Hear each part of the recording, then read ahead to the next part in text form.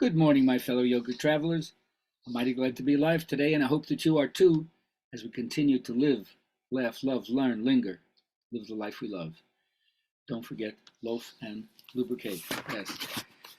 There's a new world somewhere they call the promised land, and I'll be there someday if you will hold my hand. I still need you there beside me, no matter what I do, for I know I'll never find another you. There is always someone for each of us, they say, and I'll be your someone forever and a day. I will search the whole world over until my life is through, but I know I'll never find another you.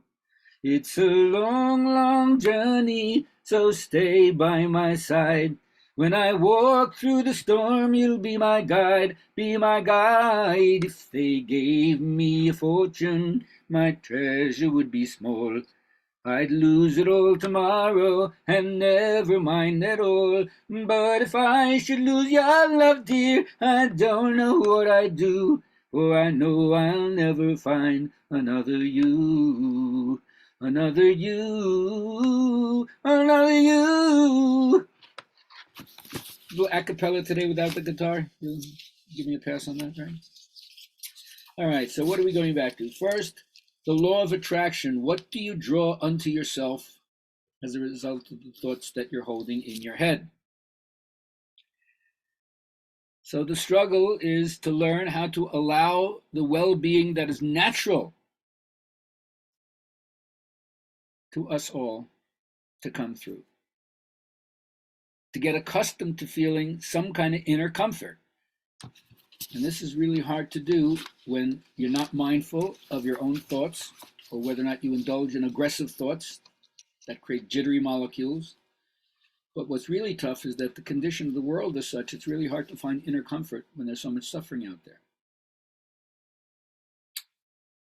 But if you have a grateful heart, you're not only willing to face your difficulties, you can realize that while you're going through them, they're part of a kind of maturing and ripening of wisdom and nobility.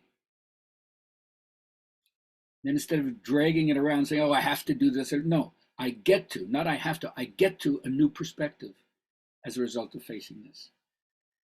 And remember, taking in a steady diet of what's wrong or bad news or any kind of trauma trolling, trauma porn, you can't see what's filling your cup. You can only see what's missing. And so to reinforce these good feelings, I always say that you have a pharmacopoeia of feel-good chemicals in your head, and yoga postures ignites them. It burns out the impurities so you can rekindle that spark of divinity in you. But I'm not just talking about a soft and floppy practice. Yes, I'm all for having restorative poses and passive poses when you're tired or when you're injured, or as a balance between the active poses. But yoga defines tapas as the kind of rigorous discipline of demanding exercise, finding out how you challenge yourself to your own frontier, your own edge. Because the soft practice can lose the critical experimentation, and then it becomes like facile and stereotypic. And it's Mick yoga instead of something much more holistic. The ultimate best medicine because it covers all those things that specialization only does one at a time, and yoga starts off with the vision of unity.